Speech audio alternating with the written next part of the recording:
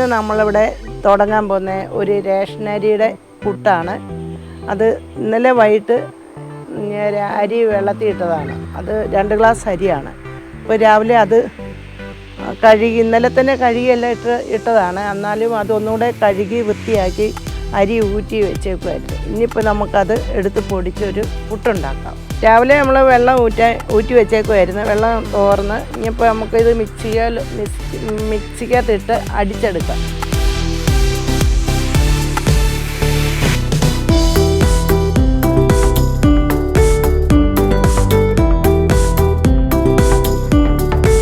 നമ്മൾ ആദ്യം ഒന്ന് ഇത് പൊടിച്ചെടുത്താണ്. ഒന്നുകൂടെ നമ്മൾ പൊടിക്കണം. ഇത് ഇങ്ങനെ നമ്മൾ അരിപ്പയ്ക്കകത്തിട്ട് ഇങ്ങനെ അരച്ചൊന്നും എടുക്കേണ്ട ആവശ്യമില്ല.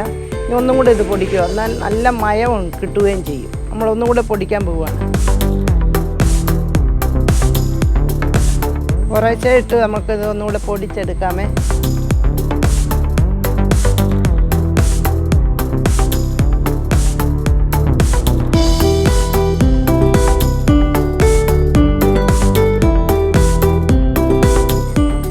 നല്ലതായിട്ട് പൊടിഞ്ഞിട്ടുണ്ട്. ഇനി നമുക്കിത് പുട്ടങ്ങനെ ഉണ്ടാക്കാവുന്നേ ഉള്ളൂ.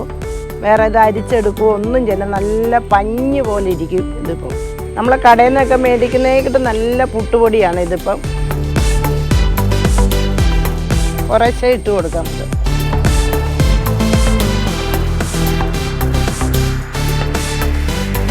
നമ്മൾ മുമ്പ് അരി വെള്ളത്തിൽ ഇട്ട കാര്യം പറഞ്ഞായിരുന്നല്ലോ. റേഷനരി തലേദിവസം വെള്ളത്തിൽ ഇട്ടു. അത് വെള്ളം ഊറാൻ നമ്മൾ ശരിക്കും വെള്ളം ഊറിക്കഴിഞ്ഞാൽ അന്നേരം തന്നെ പൊടിച്ചെടുക്കുക. അല്ലാതെ നമ്മളിത് മാറ്റി വെക്കണം അങ്ങനെയൊന്നും ഇല്ല.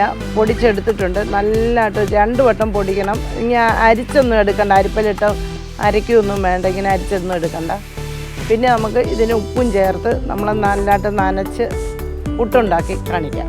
ശകലം ഉപ്പ് ചേർക്കുവാണേ. ഇനി നമുക്ക് ഇച്ചിരി നനച്ച് കൊടുക്കാം.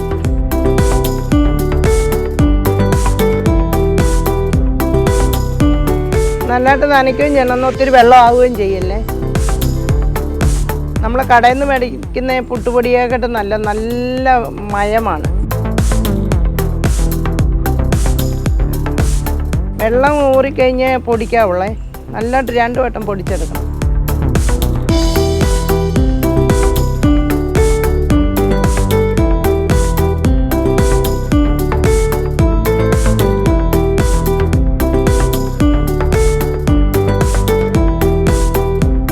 ഒരാഴ്ച വെള്ളം ഒഴിക്കാവുള്ളൂ. ഒന്നും ഒത്തിരി വെള്ളം ഒഴിച്ച് കഴിഞ്ഞാൽ അതിന് ഞാൻ ഇച്ചിരി വെള്ളം എടുക്കുന്നത്.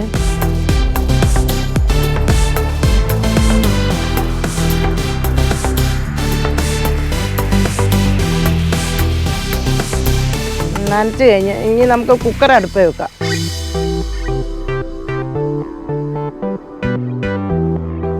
കുക്കറിൻ്റെ മണ്ടയ്ക്കുള്ള വെയിറ്റ് അതെടുത്ത് മാറ്റിയിട്ട് നമ്മൾക്ക് ഇതങ്ങനെ അടച്ച് വെച്ചിട്ട് ഇതിങ്ങനെ അടയ്ക്കുക. ഗ്യാസ് കത്തിച്ച് ഇതിന് നമ്മൾ വെള്ളം ഒഴിച്ച് ഇതിന് പരുവത്തിന് വെള്ളം ഒഴിച്ച് അടുപ്പ് വെച്ചിട്ടുണ്ട്. ഇനി നമുക്ക് ഇത് തിളച്ച് കഴിഞ്ഞ് പുട്ടുകുറ്റി പൊടിയിട്ട് തേങ്ങ ഇട്ടിട്ട് പൊടിയിട്ട് നമുക്ക് ഗ്യാസിലോട്ട് വെക്കാം. കുക്കറിൽ നല്ലതായിട്ട് വെള്ളം തിളച്ച് അതിൻ്റെ ആവി പൊങ്ങുവാണ്. നമുക്കിനി പുട്ടുകുറ്റിയിലോട്ട് തേങ്ങ ഇട്ട് കൊടുക്കാം. മാവിട്ട് കൊടുക്കാം. നമുക്ക് അരിപ്പൊടി ഇടയ്ക്കിച്ച് തേങ്ങ ഇട്ട് കൊടുക്കണേ. നല്ല പുട്ടിന് നല്ലൊരു രുചി ഒന്നും കൂടെ കിട്ടും.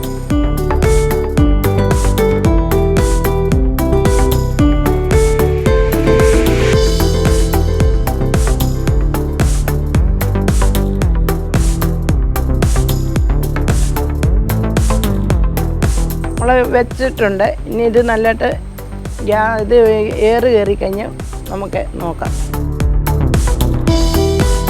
ഇത് ആവി കയറിയത് വെന്തിട്ടുണ്ട്. നമുക്കിതൊന്ന് ഇറക്കാമേ.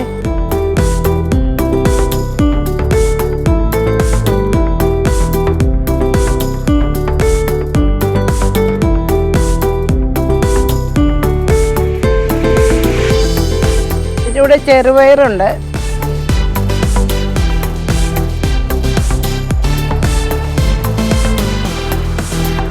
ഇതിനൂടെ പപ്പടം കൂടെ ഉള്ളത് നല്ലതായിരുന്നു.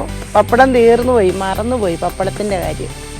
പപ്പടം കൂടെ ഇട്ടാൽ നല്ല രുചി കിട്ടിയേനെ. അതായത് നമുക്കൊന്ന് ടേസ്റ്റ് ചെയ്ത് നോക്കാം.